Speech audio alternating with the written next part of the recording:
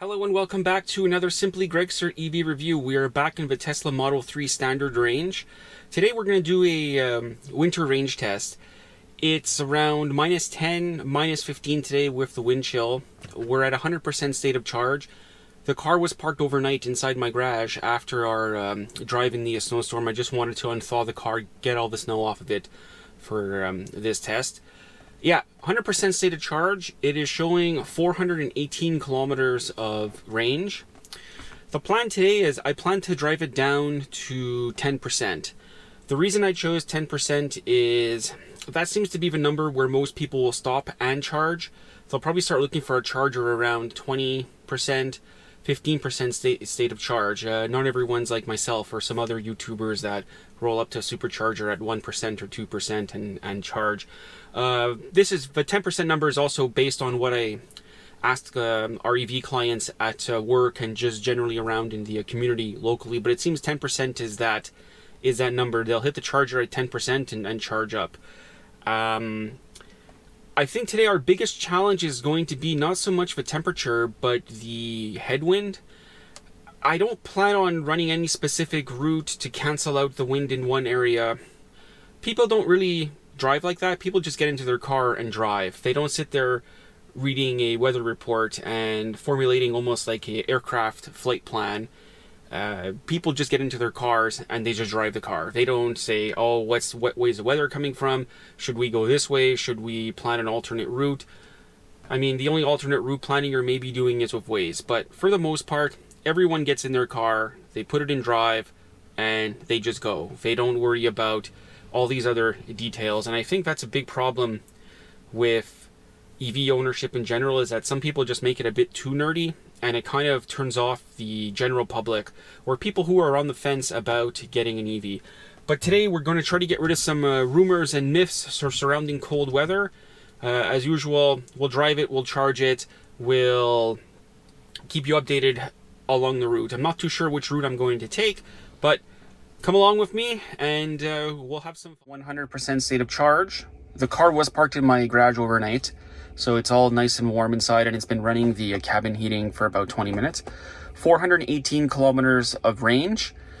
Again, we are confirming we are at my house.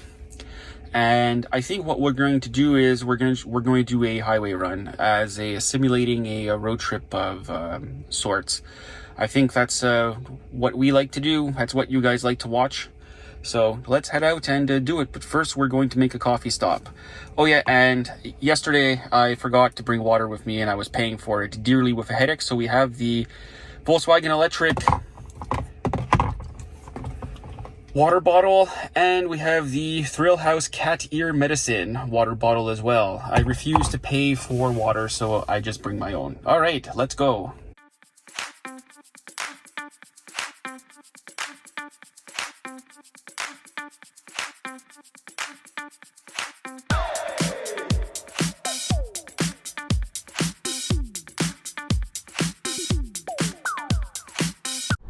The rules for this test are, it has to be as much highway as possible, which is why we are on Highway 13. I think we're going to do 13 to the 440 cut across, and we'll do as much highway as possible. 2, I have to stick to using Tesla superchargers and get as close to that 10% number as possible. And we have to keep our speed up between 100 and 110. That's what people drive here. People drive faster. I had a few comments saying, oh, you're going to self-incriminate yourself. Everybody knows that no one follows the speed limit here, and even the cops know that. So I'm not too concerned. There's not going to be excessive speed, but at 110 here, no one's going to be bothering you. So those are the plans. We have climate control on. We're driving this like a normal car. No ultra range test, turn everything off, sit here with hats and gloves on, freezing. No, we are driving this like a car because this is how people drive cars.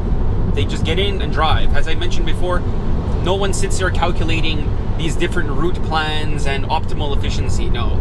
If you have a charging network that's there, you don't have to sit there nerding out about it on every single drive. So that's the plan. Close to 10%. as much highway as possible, as much speed as possible, and we'll see where the first charge brings us. We're 98% state of charge. It is showing 410 kilometers of range. So let's go get this done.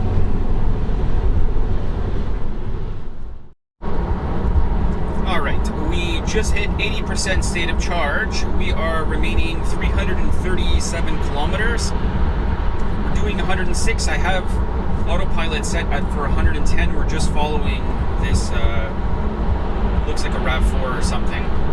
We are averaging 150 watt hours per kilometer. I think we do have a bit of a tailwind going on. We'll compare the watt hour per kilometer on the way back. That will give us an accurate representation of if we hit a headwind or not, because this area is pretty flat in terms of elevation, so it's not an elevation issue, but I think we do have a headwind.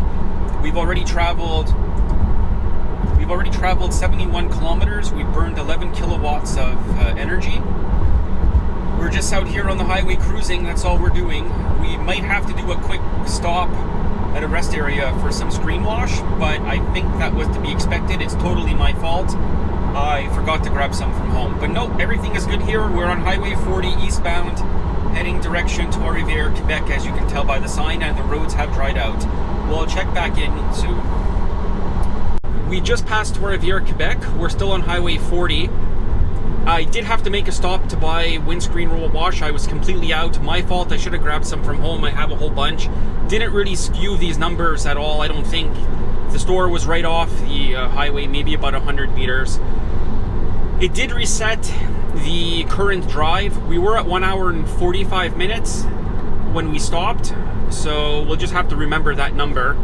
We've already traveled 180 kilometers. We've used 27 kilowatt hours of energy.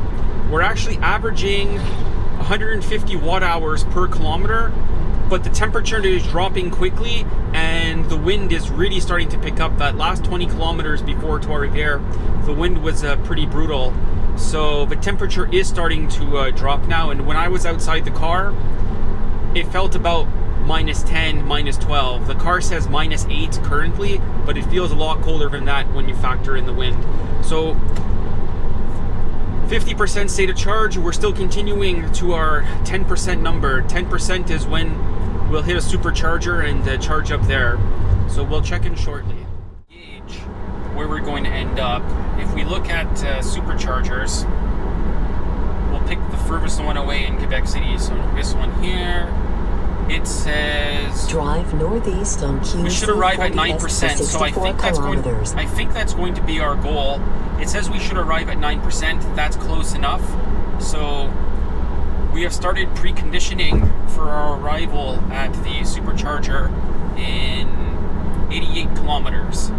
So that's going to be our goal. That's where we're going to end up, and there seems to be good amenities around there too. What a lot of people also bring up is that you waste time charging. I am absolutely starving. By the time we arrive, it's going to be 1 p.m. I'm going to get something to eat while the car charges up.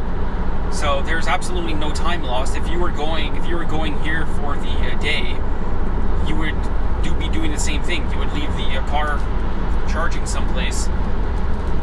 But yeah, it says 86 kilometers away. Everything is good. We are still 213 kilometers traveled, 32 kilowatt hours used. We are still averaging 150 watt hours per kilometer. The wind has somewhat died down. It's still around, it's showing minus 6. I checked the phone. It said feels like minus 11. That's more believable. But no, everything is all good here. And we will check in again shortly, probably once we start approaching Quebec City and once we get to the supercharger.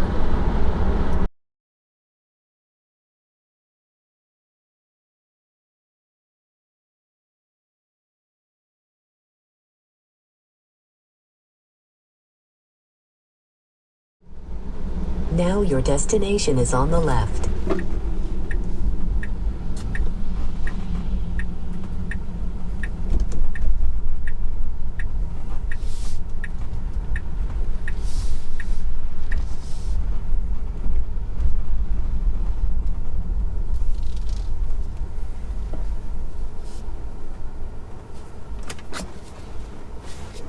we've made it to the supercharger, but man, I hate driving in Quebec City. This place sucks to drive in.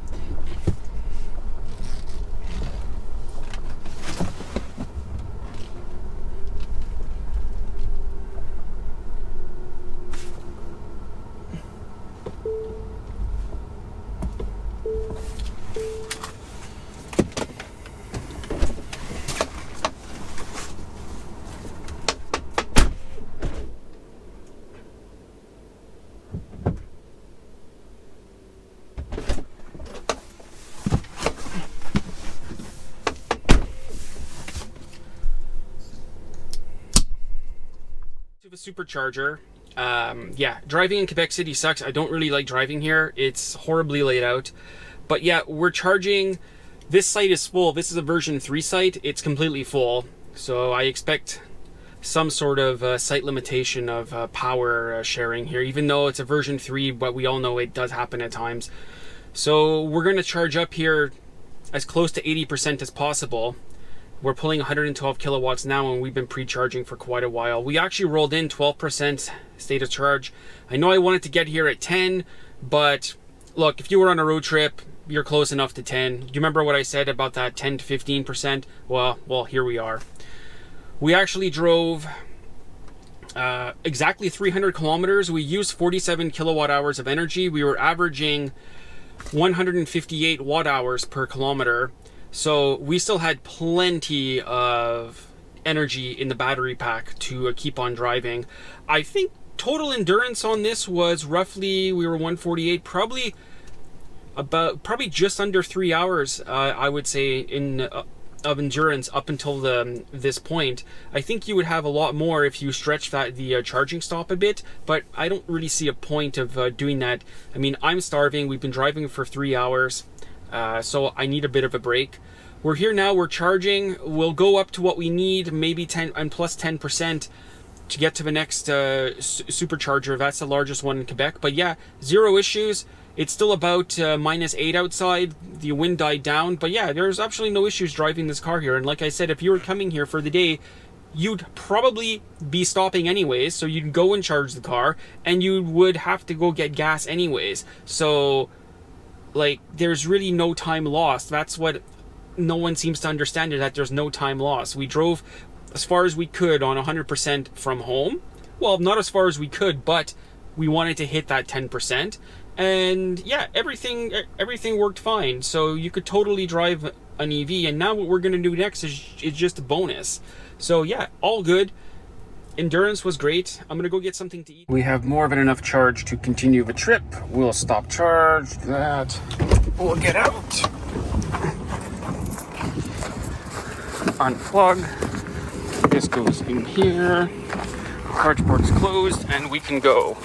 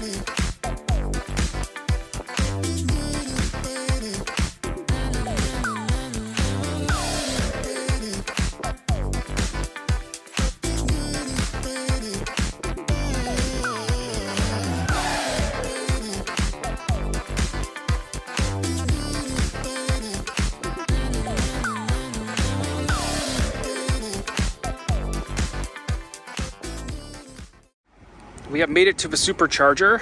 There are 16 or 18 stalls here. It's absolutely massive. Absolutely massive. We're charging up. Circuit Electric is going in here. There's more Circuit Electric there. Yeah, when someone tells you that there's nowhere to charge your car, Well, they might be living in the wrong place because there is plenty of spots here to charge your car. Look how big this place is. This is wild. So we'll charge up here and we'll continue along the way. And I grabbed a Red Bull. So far heading back home, the energy consumption has been quite high. I'm not going to sugarcoat that. We've been averaging, since we left Quebec City, about 193 watt hours per kilometer, which is really, really high. But there is that headwind that I had mentioned previously, and I had already suspected there was a tailwind when we were going through Trois-Rivières area.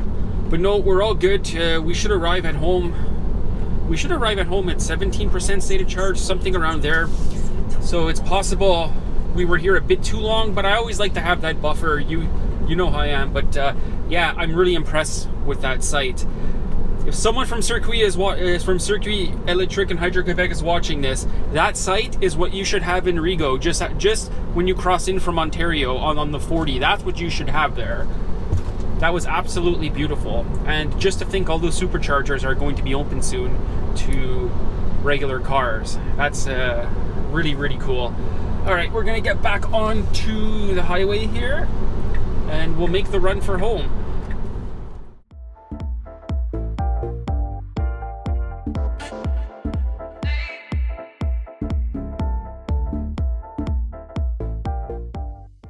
Starting to approach the outskirts of Montreal. Yes, or somewhere near Mont-Saint-Hilaire, Saint-Julie, in between there. Yeah, since we left the charger, I mean, the weather hasn't been the greatest. The wind picked up. The efficiency has not been great at all. But I mean, that was to be expected. So far we've traveled today 222 kilometers. We've used 90 kilowatt hours of energy. We've averaged 172 watt hours per kilometer. At one point we were around, I believe, what was it, 150, 155. So yeah, coming back from Quebec City, we've really eaten into that average.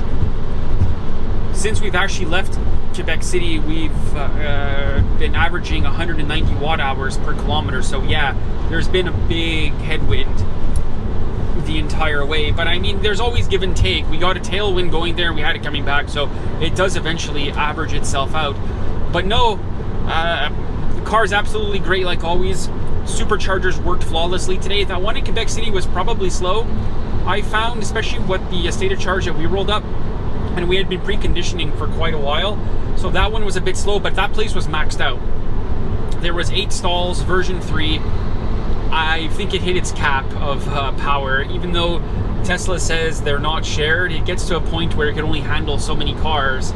And yeah, so we stayed there. We went to that beautiful charging site. I still can't believe how nice it was. It must be really nice there in the summertime. But that one, we didn't have any issues at. I think we were there for not even 10 minutes, to be honest with you. I ran inside to go use the washroom, grab a Red Bull, and I came out and the car was pretty much done. I only stayed because I wanted a small buffer, and we should be arriving home with about 20% state of charge. So that's quite a large buffer to be arriving home at. I think we might have been there a bit too long. So everything here is good. It's getting dark, the clouds are rolling in, the temperature is dropping again, but I couldn't be any happier with today's loop. We did the range test to going to Quebec City, we looped back around, we hit up some cool charging sites. Yeah, this has been a good day, I think. Knock on the screen here, it's been alright. So we're gonna cross the Champlain Bridge back into Montreal, and once we get home, we'll give our final thoughts.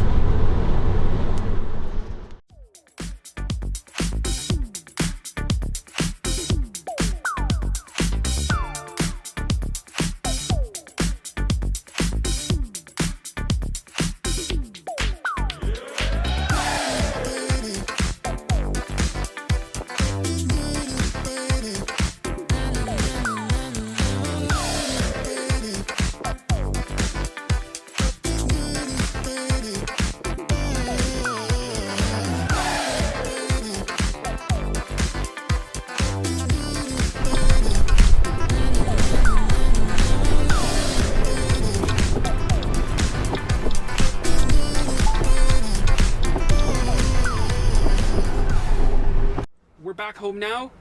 We drove a total of 575 kilometers. We used a total of 98 kilowatt hours of energy. We averaged 170 watt hours per kilometer. We got stuck in that big snowstorm on the way back, as you saw in the previous clip.